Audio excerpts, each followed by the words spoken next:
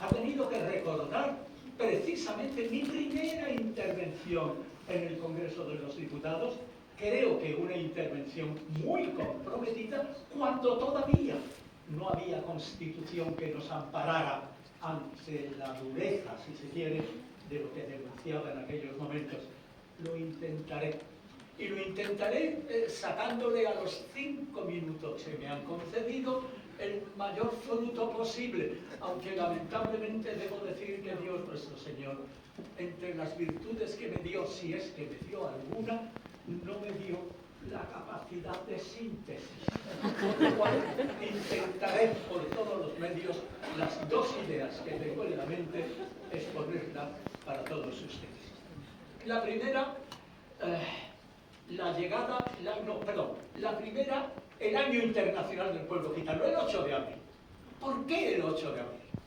Porque en 1971, salvando grandes dificultades, porque la UNESCO no quiso propiciar que el Congreso Internacional del Pueblo Gitano se celebrara en París, Banco Ruda, un ilustre gitano empeñado en que todos los gitanos del mundo pudiésemos manifestar ante el mundo cuáles eran nuestras ilusiones y nuestras esperanzas, logró convencer a otro joven gitano, gracias a Dios todavía vivos, Graham Paxson, que lo organizara en Londres.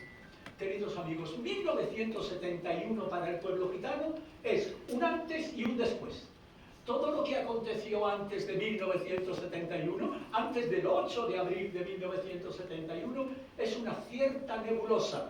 Desde que salimos de la India a raíz de la invasión del emperador del Mogol, siglo IX, siglo X, hasta que llegamos a Europa, y en la isla de Corfú existe el primer documento escrito demostrativo de la llegada de los gitanos a nuestro país. Pero 1971 era muy importante. Era importante porque, acordaros, la Segunda Guerra Mundial estaba muy próxima, Hacía poco tiempo que había terminado. Aún estaban vivos muchos supervivientes de las cámaras de gas terribles del nazismo. Por lo tanto, los acuerdos que se tomaron en aquel Congreso de 1971 fueron determinantes. Enumero algunos de ellos, los más importantes. Primero, tener una bandera que de alguna forma representara la cultura popular del pueblo gitano, azul y verde, y en medio la rueda de un carro, símbolo de nuestra itinerancia. Aprovecho la oportunidad didáctica para decir a todos los gitanos cuando pintan su bandera, por favor, que la rueda tiene 16 radios, no 32. ¿Por qué no tiene 32? Porque cuando establecimos cómo debía ser la bandera, alguien dijo, hombre, hagamos una apelación a nuestra patria de origen, la India, el Punjab, ya colindando con el norte de aquel subcontinente, y la bandera de la India tiene 32 radios. Pero con todo el respeto a la India dijimos mucho gitano, no 32 radios, no, un carro de los que andan tirados por un mulo no tiene 32 carros, 32 radios, tiene 16 radios. Tuvimos una bandera, tuvimos un himno. Esperanza, qué bonito lo que has cantado, qué bonito y qué emocionante. Ese himno se hizo también en 1971. Yo estaba al lado del gitano que lo compuso con su balalaika, recordando precisamente los sones rusos, que eran los que él sabía tocar muy bien. Yelen, yelen, lugonedromen, samaladilen, vachtaleromens. Fuimos por largos caminos los que habíamos recogido. Y Esperanza, hoy has hecho algo que a mí realmente me ha roto por dentro.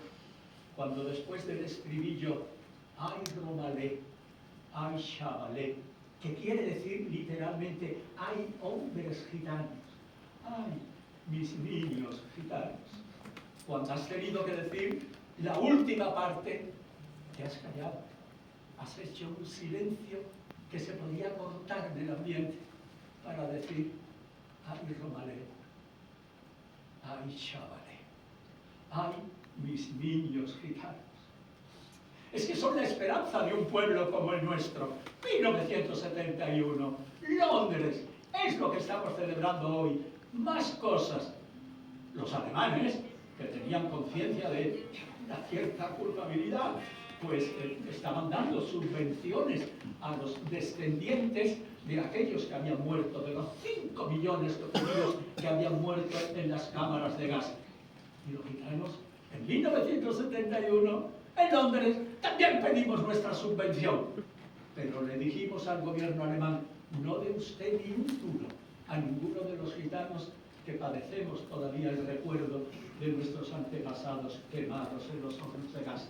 Lo que nos corresponda, gástelo en educación para los niños gitanos, de indemnización que nos corresponde, escuelas para nuestros niños, porque solo la cultura y la formación hace libres a los pueblos.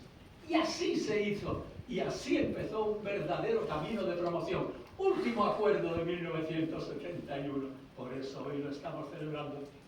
Nuestro idioma, el caló, el romanó. Yo me acuerdo que cuando participé en ese congreso de 1971, 28 países allí presentes, los gitanos no se habían visto nunca, venían de todos los extremos del mundo y se entendían, se entendían. Yo decía, esto es un milagro. No puede ser, es un milagro. Y yo no entendía nada, o entendía muy poco, porque el caló que yo había aprendido en mi casa, de mi madre, de mi familia, de mis tíos, sí, es el mismo idioma, pero le habíamos aplicado las reglas gramaticales del castellano, por lo cual realmente teníamos mucha dificultad para poderlo entender. Gracias a que yo tenía a mi lado a un gitano que sabía muy bien español y él me iba diciendo lo más importante de los acuerdos que así se tomaron. Se tomó el acuerdo de que en la Universidad René Descartes de París, en la Universidad número 5, se creara una cátedra para la enseñanza, divulgación y homologación del idioma gitano. Marcel Curtía, de Dios lo tenga en su gloria, fue el gitano al que se le encargó. Él encarnaba algo así como en España sería la Real Academia de la Lengua, para preguntarle, para que nos enseñara y que para que consiguiésemos el nivel de normalización que ya hemos llegado. Punto y aparte. Segundo motivo. Me queda 1 minuto y medio, presidente. Segundo motivo. El segundo motivo es, y este sí que se lo quiero dedicar a sus majestades Dios, de una forma tan directa. Los gitanos llegamos a este país en el año 1425, ya lo sabéis. Y llegamos a este país porque doña Amada López de Meneses ya murió. Dios la tenga en su gloria, sé que ella me estará escuchando. Y en su honor digo lo que voy a decir a continuación. Esta señora gallega de Lugo era profesora de instituto en Barcelona, donde yo vivía y trabajaba. Y alguien le dijo, aquí hay un gitano joven que ha estudiado periodismo y que ella inmediatamente, claro, hizo por conocerme y me conoció. A partir de ese momento, doña Amada y yo fuimos un carne, yo preguntándole, yo no sabía nada de la historia, ni por qué me iban a enseñar a mí mi familia si eran todos analfabetos, pero ella lo sabía todo. Y yo estaba siempre preguntándole cosas. Pero un día entró en mi despacho dando gritos. Yo creía que le había pasado algo. ¡Ante Dios! Lo que acabo de descubrir.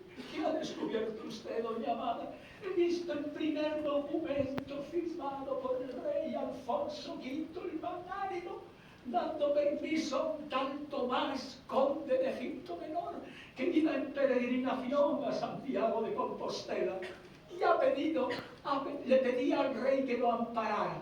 El documento es un documento precioso, está escrito en catalán antiguo, y el rey manda a los justicias, Sospelers, que ampararan a esos gitanos, que nadie se metiera con ellos y que les facilitaran libremente su tránsito a Santiago de Compostela. ¡Qué bonito! Ahí empezó nuestra historia, la historia escrita del pueblo gitano. 2025, 600 años hace que el rey Alfonso V el Magnánimo firmó aquel maravilloso documento.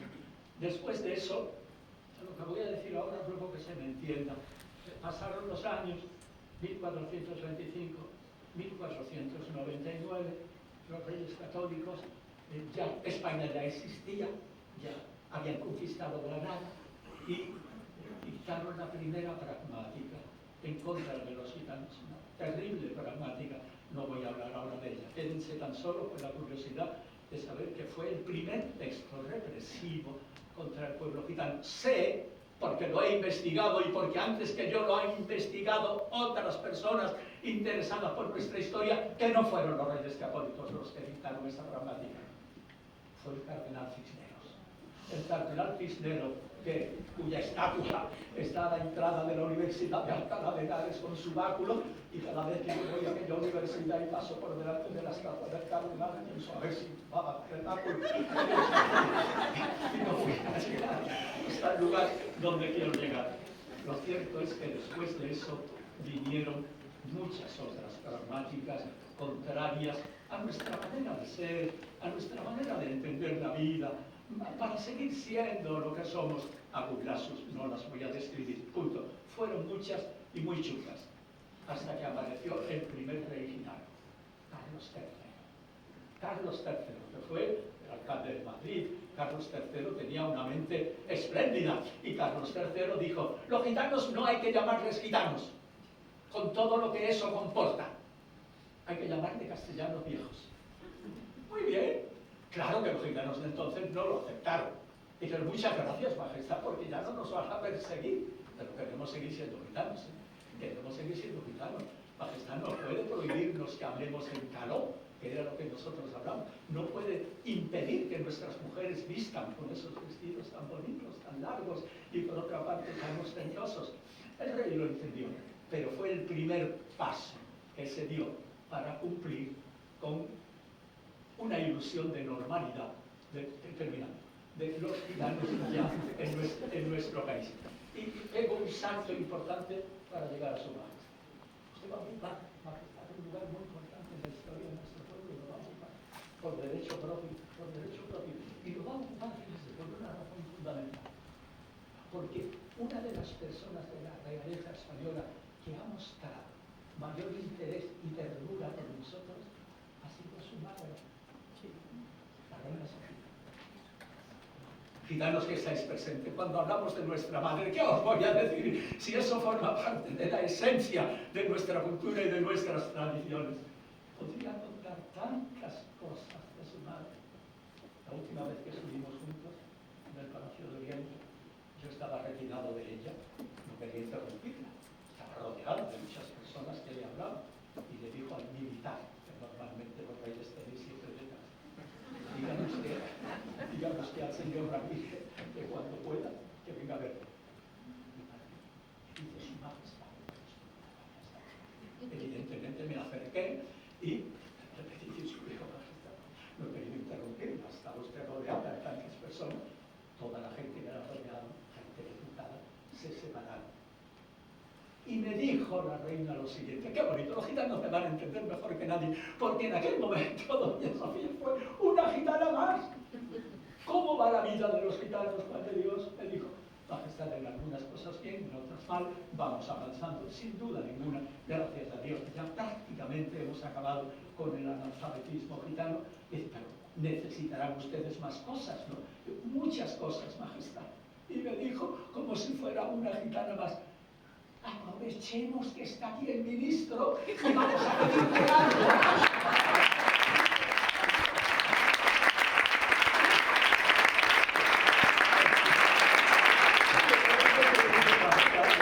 No se preocupe, el ministro es amigo mío, sabe perfectamente lo que necesitamos.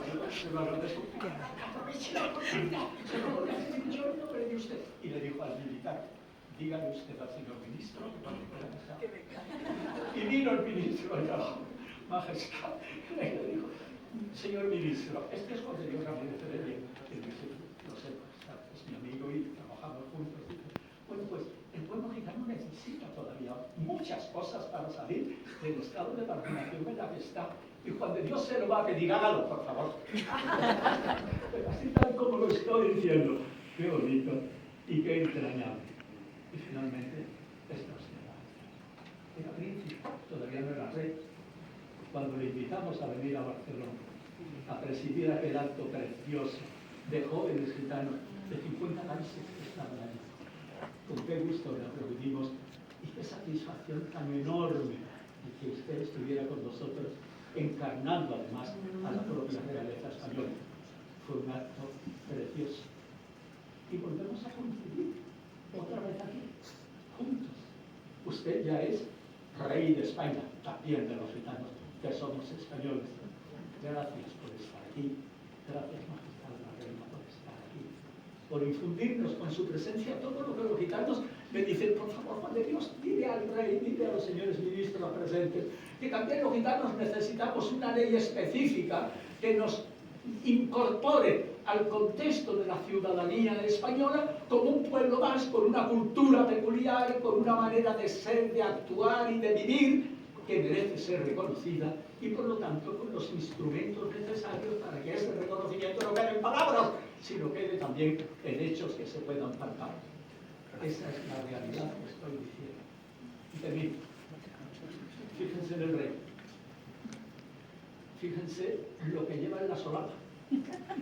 No sé si les llegará, pero las cámaras de televisión lo están filmando. Con toda humildad. Fíjense en mí. Miren lo que llevo en la solapa. Cuando he saludado a su majestad a la entrada, se me ha quedado mirando y digo, Majestad, lleva usted exactamente la misma insignia que yo. La misma. Qué bonito. Qué emoción. La mejor manera de terminar estas palabras, porque los 5 minutillos ya se me han acabado.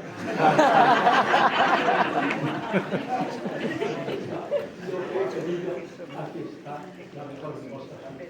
El rey, el máximo representante del pueblo y de España, lleva la misma insignia de la Constitución española que lleva un humilde gitano. Y no estábamos de acuerdo para hacerlo.